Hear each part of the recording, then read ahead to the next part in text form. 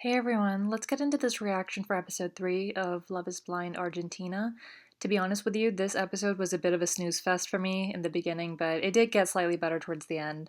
So, Florie and Tom had their first reveal, which was successful. Both of them really liked how the other looked. She thought he was handsome, he thought she was hot. He gave her a letter that had his cologne on it, which I thought was really sweet, but we didn't get to find out exactly what was in the letter that he wrote to her. Next, Julieta gave Ezekiel a letter where she expressed her feelings for him. She felt the letter would be a good way to express herself because, take a guess, she finds it hard to open up. She says he made her realize that there's always someone there to listen and that when she speaks to him, it feels like home for her. He was very touched by the letter, and this erased any doubts that he was having about their relationship. Initially, he thought Julieta was a bit cold because I guess she wasn't opening up to him as much as he was opening up to her. So it's good that they both come to that understanding with each other. The letter actually helps him make his decision in choosing Julieta, and he ends up proposing to her, and she says yes. The reveal was successful. He found her to be beautiful, and she found him to be handsome, but she was really nervous. Like her hands were shaking, and I didn't understand why she looked so off. I guess she really was just nervous, but she did say that connecting his voice to his face felt strange, so I don't know if that's an alarm going off or anything. I don't know if we can expect to see any surprises moving forward in their relationship, but I mean overall I thought it was a good reveal. She just seemed a little off. That's the best way I can describe it. So in this episode, we also meet Roberto and Evangelina, aka Eva, for the first time. Roberto is a 28-year-old who works in tourism and is also a rancher, and Eva is 29 years old and she's looking for real and genuine love. Initially, we see that Roberto is kind of in a love triangle with Eva and Augustina, so there's our girl, she's back. When he meets Augustina, they discuss finances and they aren't on the same page because Augustina wants a man who covers all the finances, whereas Roberto prefers going 50-50 and he believes that that's a major part of being a couple. But despite this difference that they both have, they continue to talk to each other. Like they just kind of brush over it, which I thought was really irresponsible because finances are huge in a relationship. So for them to continue talking, knowing that they disagree with each other, I just thought that was poor judgment. So there's even a scene in the men's lounge where the guys are discussing Augustina and jokingly refer to her as the queen, who has her own money but wants to spend someone else's money. And one of the guys went like, I don't think I want to support her financially. So she's definitely created a bit of a reputation for herself. At first, it seems like Roberto and Ava are struggling in their relationship because he doesn't recognize her voice in one of their pod dates and jokingly calls her by another name, which really hurts her, and they end their date on a very awkward note. But then she makes a strong comeback in their next date where she tells him that, he means a lot to her and it hurts when he forgets her name. She also tells him that she likes everything about him and she doesn't care if he's skinny, fat, or bald. She's just comfortable opening her heart to him. And this point, at this point, he still doesn't have his mind made up, but he wants to get to know her more. But it's clear that he is a little more drawn to her after she opened up to him the way that she did.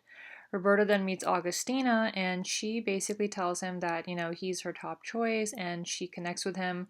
But then he responds by saying, I don't know yet if you're the one, but you're up there on my list.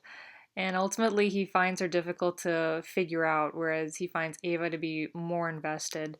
Roberto ends up breaking things off with Augustina. I was really glad he did end things because they really didn't seem like a good match, especially given their preferences on finances being so different. I don't think it was going to work anyway. Augustina wasn't expecting his decision though, so she was very upset by it and she even called him a coward. When Roberto meets Ava the next time, he says he isn't okay because he just ended things with Augustina and that he won't be continuing the experiment with her, so he's just kind of getting over that. Then he says, given what Ava shared with him in their last date, his thoughts were all over the place. He tells her he wants to continue the experiment with her and asks her to marry him, which I felt came out of the blue. I don't know if it was the editing in the episode, but it seemed a little rushed or a little confusing. But regardless, she's the one he chose. Even though he proposed to Ava, Roberto was giving off vibes that he wasn't ready to commit, so I was actually surprised he decided to proceed with Ava rather than drop out of the experiment altogether. I personally feel like he isn't ready to settle down, but who knows, maybe he'll surprise us as we go on. After he proposed to Eva, she ends up getting worried about Augustina's reaction. He'd even gifted her flowers that she decided not to bring back with her to the women's lounge because she didn't want Augustina to see them. I didn't understand why she cared so much about Augustina's reaction. I was actually kind of upset when she left the flowers in the pod because, like, this is your moment to celebrate. Don't dim your light because you're worried about someone else's reaction. And I couldn't tell if she was scared of Augustina or what it was because in her interview, Ava said she had a lot of respect for her and just didn't want it to come off that she was bragging. So I guess Ava's just a really nice person. She didn't have to be, she really didn't have to be, given how poorly Augustina spoke about her in her interviews. Augustina had described Ava as insecure and ironically didn't perceive her as a threat when they were both talking to Roberto, so her arrogance definitely got the best of her and Ava came out on top, which was really nice to see. Roberto and Ava's reveal is successful. They both really like how the other looks. Ava was feeling nervous because she didn't know if Roberto would follow through on his commitment, but he does and they become engaged. He feels relieved and happy with his choice, and she felt an immediate connection with him when she saw him. So all's hunky dory there. The last couple we get to know in the pods is Brenda, who's a 34-year-old single mom, and Matias, who is 36 years old, and he comes from a small town, which Brenda kept asking him about. I actually got annoyed at the number of times she asked him where he was from and what his town was like. I was like, move on, lady. Initially, it didn't seem like she was interested in somebody who lived so far away, but they gradually form a deeper connection and she changes her opinion pretty quickly. Mateus is very open about how close he is with his friends and family. He describes them as his backbone, so it's pretty obvious to her that she would have to relocate her life for him, but she's willing to do that. He ends up proposing to her, but oh my god, their reveal was such a flop. The doors opened and they hugged. Everything seems to be going fine, but then he tells her that he wants to get to know her outside the experiment to feel more secure. So instead of proposing to her after seeing her, he just tells her he needs to go back to his hometown before they can continue. This isn't what Brenda expected, but she's willing to give it a shot because she wants to get to know him better too. I was really confused. I didn't know if he was just saying that because he changed his mind after seeing her or if he was being genuine. We know his family and friends are super important to him, but his decision just came out of nowhere, which made me think that he didn't like her appearance possibly and got cold feet. He tells her he's sorry, but the idea of the proposal made him realize he was too anxious and not in a good place. He felt he needed to be strong in his decision to truly move forward and commit, and says he doesn't know what to think and that he's overwhelmed. He then said that when the two of them were together alone in the pods, he got a little carried away with everything. I felt so bad for Brenda. Like, why even come onto this experiment if you were never serious about settling down? Or maybe he was serious, but again, maybe he just wasn't attracted to her. I didn't like how he said that. He got a little carried away with everything. What do you mean you got a little carried away? Like, why are you here then? The whole point is to get carried away, but in the direction of marriage, I guess.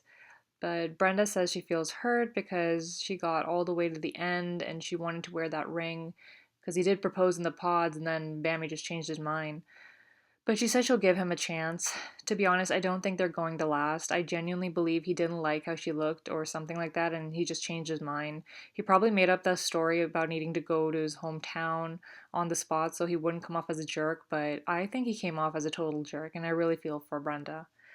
So it turns out all the reveals didn't end up going well, as I had predicted in my last reaction, but this concludes the first stage of the experiment, and then we get a sneak peek of the next stage where all the couples will be staying at a resort.